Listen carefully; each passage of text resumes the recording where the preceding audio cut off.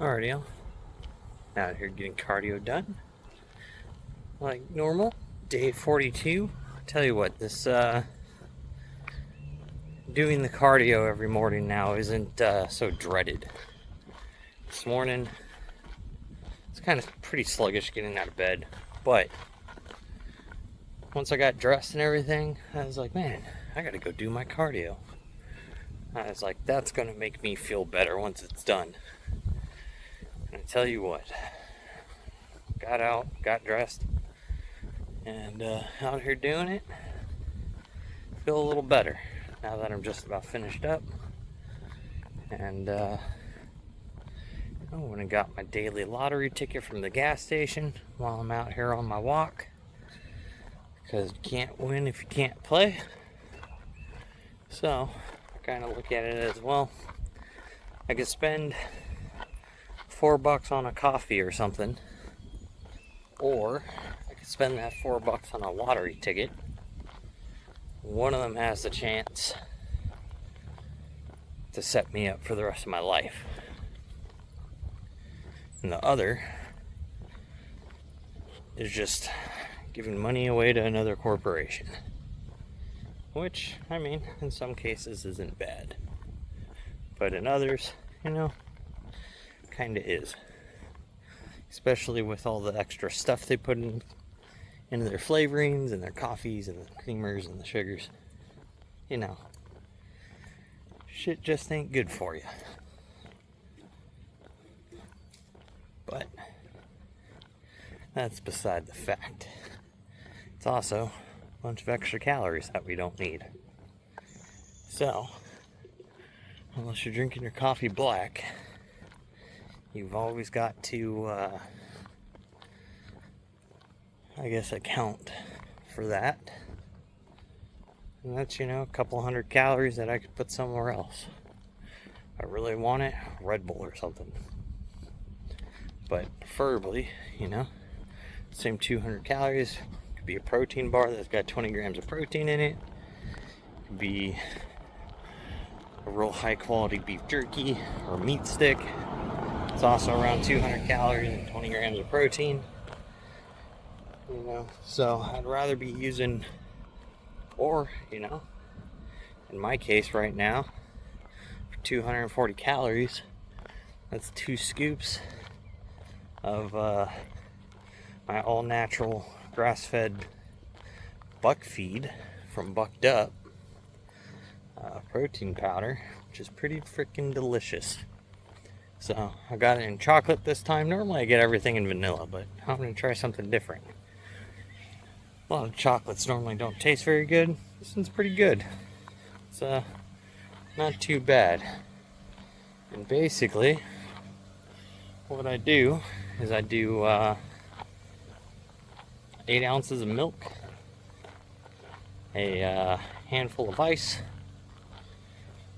2 scoops of protein powder, and then I go ahead and toss that in my Ninja and blend her up. It turns it into almost kind of like a frappuccino type of texture. But it is a delicious treat. But I'm sorry, my neighbor is out here mowing his yard, and I'm getting home. Today is chest day, so we're going to work on that later today after we do some yard work. And I'll see y'all in the gym. Got our walk done.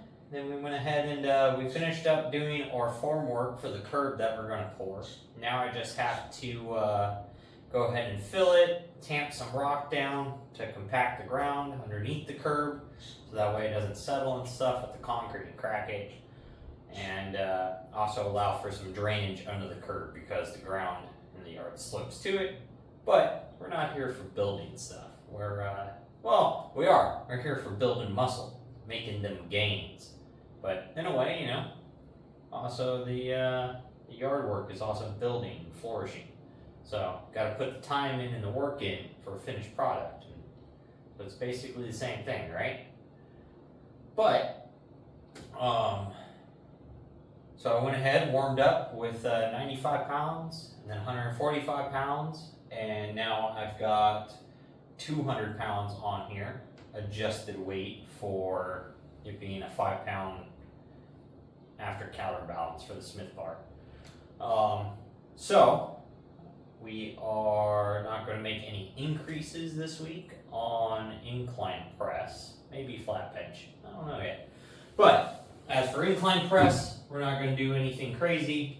We're just going to keep, we're going to try to hit the same weight for 2 weeks in a row here without making any increases and see where it puts us. Let's see if we can hit it twice.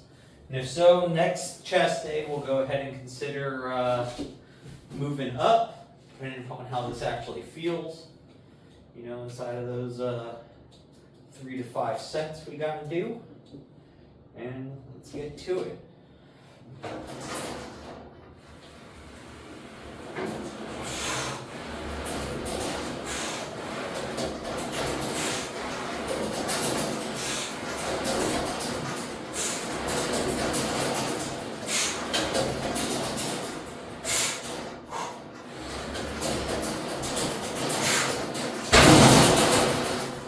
All right. Woo. 200 is heavy. 200 is heavy. But it's a nice solid 8 reps, 200 pounds, right where we want to be, between 8 and 10 on these. So I'll hit my next couple sets. We'll see where we end up, and definitely probably not moving weight up.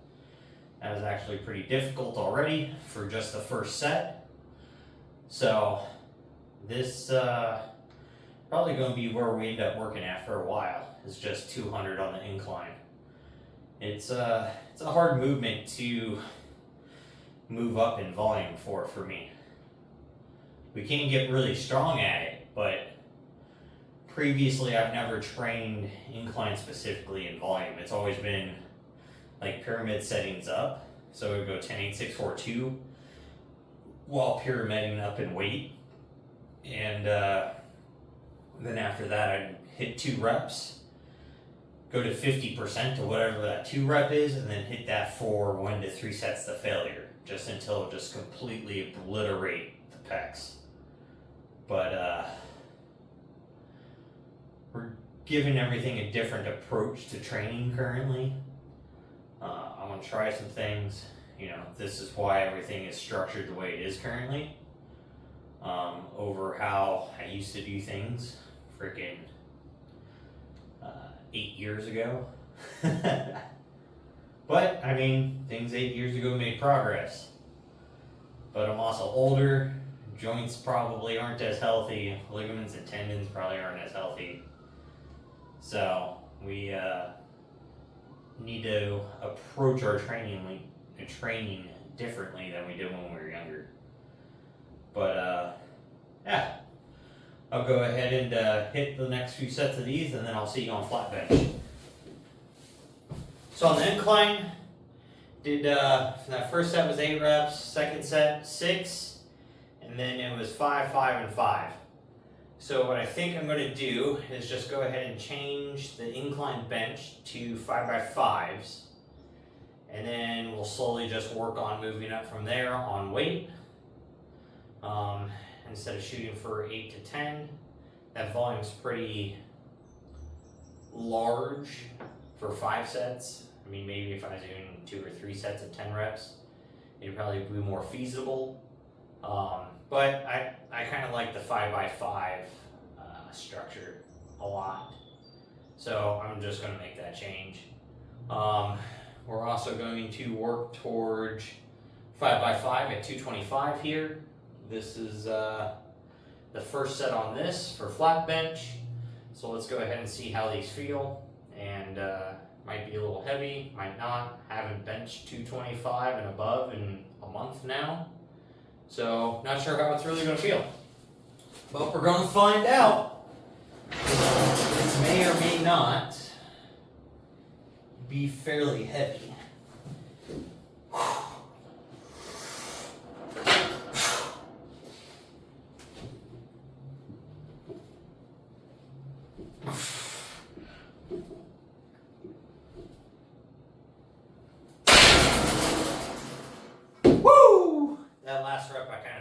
shoulders out, fill it in the front delts.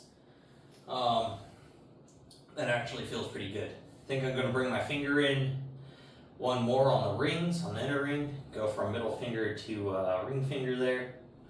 That'll also help me keep my elbows tucked slightly more so they're not flaring up, as well as one of the cues I learned a long time ago when I was lifting really heavy on the bench.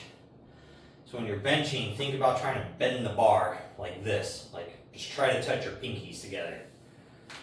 And it actually creates a whole lot more central nervous system activation, in my opinion. It's just weird. It's a weird cue, but it will increase your bench press 100%. So if you haven't tried that, give that a try.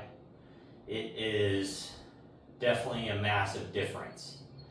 I have a lot of people who are struggling to bench press that I tell that to, and that cue is probably the one that makes the biggest difference for people. So let's go ahead and knock out the last 4 sets of this. That actually felt about right. It's heavy, but I should be able to get through a 5x5 at this. If not, we'll find out. So I will be back. So now that we're done with flat bench, we're going to go ahead and move into standing pullovers or pull downs, whatever you'd like to call them.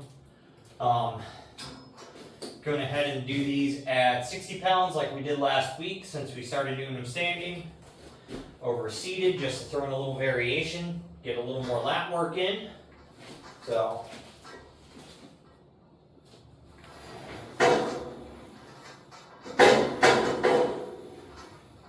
I try to do these slightly bent over.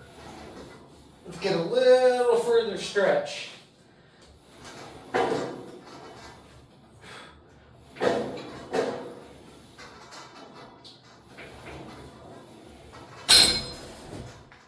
I'll take them fairly slow, so that way I can really target this upper lat area. And down in the bottom down here, I can get a little bit of lower pec engagement and outer pec. It's where I can feel it. So that's why I like to throw them in on chest day over doing them on, say, like a back day specifically, because it's just a little extra variation. And in my opinion, if you have small little weak lats, you're going to have a shitty bench press. Your bench is pretty reliant on having fairly strong back, and also it's pretty reliant on having strong legs. You can make a lot of force driven through your legs that just translate to the rest of your body. So even though you're not specifically like pressing with your legs, but you can get hip drive in your bench press. So it's something to think about if you're struggling on your benching, that you might just have weak triceps, you might have weak front delts, you might have weak lats, you might have weak legs. So if all of those are weak, but all you're focusing on is your chest only, you're never going to get big weight pushed up. It's just basically never going to happen. Or at least very unlikely it'll happen. But as you start training these other muscle parts to be strong as well and effectively used, your bench will naturally just kind of grow with it. So that's something to think about. That just one part of your body affects others. So, and if you're having a problem with one part of your body, you've got to think about what else drives in that movement and what can affect it that you're not working on. So that's one of the biggest things to like the whole overall fitness and overall strength, is everything just kind of has to build together. You can't just pick one thing and think it's just going to become the most strong part of your body, because it kind of can't. Like, unless you're talking about like curls or tricep extensions where it's like a very isolated movement, yeah, you can make those super strong. But if it's a compound lift, nah, never going to happen. That's why it's a compound lift and not an isolated movement. So I'm gonna go ahead and hit the next few sets of these, and then we'll be back for across the chest press, and then for cable flies, and that'll do us off for chest day, well, along with good old cable crunches. Can't leave those things out. Gotta always get the ab muscles building, because again, strong core leads to strong everything else. If you can't keep yourself stable and abdominal pressure high, you ain't gonna squat a lot, you ain't gonna deadlift a lot, you ain't gonna bench a lot. You're not gonna overhead press a bunch, you're not gonna shrug a bunch, you're not gonna do anything. Because if all you do is fall over and you can't hold yourself up, you're not gonna do anything.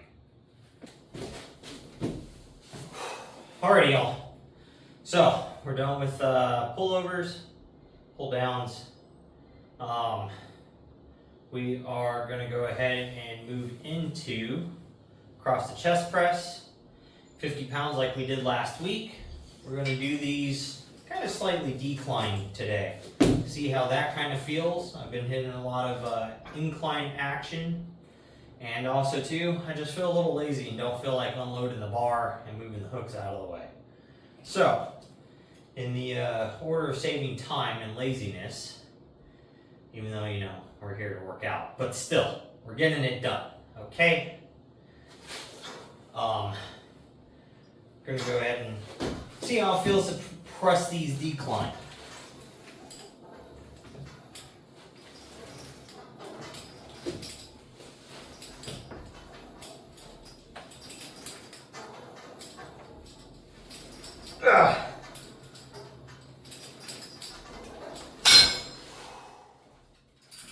Definitely heavy.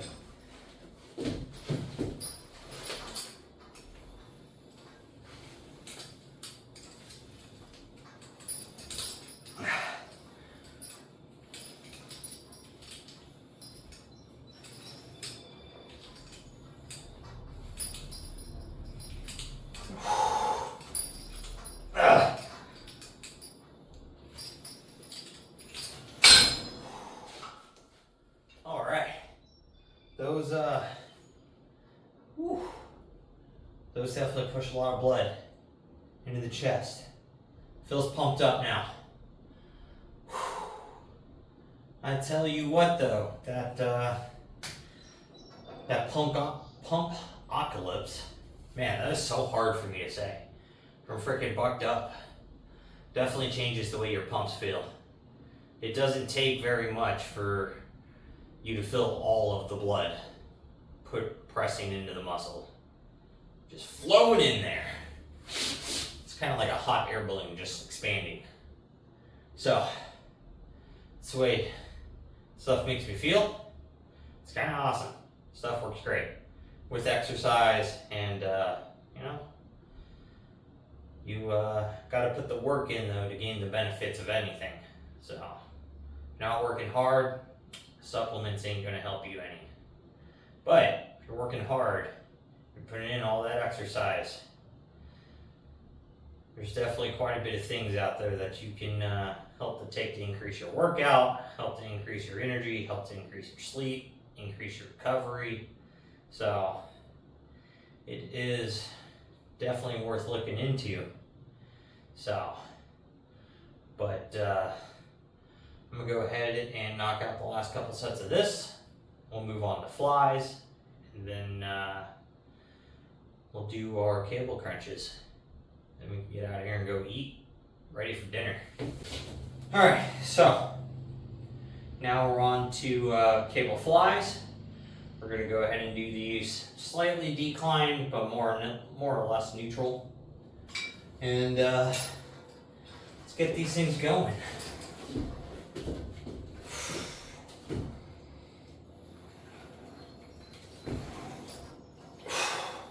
So, again, getting back to the core topic.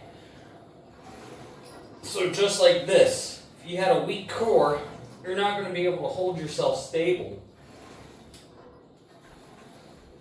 And, you know, fight the 60 pounds of resistance you have here trying to pull your body up and back like this. You'd be stuck here and not be able to get into the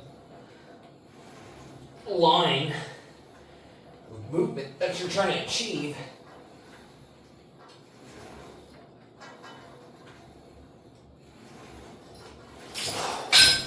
Woo! So even just like that, like your core itself is a necessity to everything to be strong. It's going to be performing exercises correctly, getting the correct amount of pressure inside your core to help drive a bunch of weight under like heavy squats, bench, deadlifts. It's going to keep you stable and balanced all of the time. It's going to help with mobility, flexibility type of things, you know. If you're not working your core, you're going to be super stiff all the time because you're not flexing and moving your spine. So, you know, your abductors get tight, your spinal erectors will be tight, so you can't bend over and touch your toes easily, you can't do crunches easily, you can't do back extensions easily. Like, a lot of hip movement then gets, you know, kind of rigid. You're stuck in a specific short little range just because your spinal erectors are tight, so you may not be able to pick your leg up very high before it's just super tight. Like, you can run into a whole bunch of weird issues if you don't have good core strength. At least in my opinion, and you know, YouTube research. But I used to have a really weak core, and from experience, suffered from all those problems. As soon as I really started focusing on my core and my obliques, my spinal erectors, a lot of other lifts and weird little problems I had started disappearing. So you can't neglect just one part of your body and expect others to make up for it, because that's how you end up in a lot of problems. So I'm gonna go ahead and finish these off, knock out cable crunches, and I'll be out of here. But I'm not gonna bore you guys with cable crunches today, since more or less kind of talked about the rest of the topic today, so don't need that time. And hope you all having a good day. Make sure you're getting out there, getting your stuff done. Don't be a lazy fuck.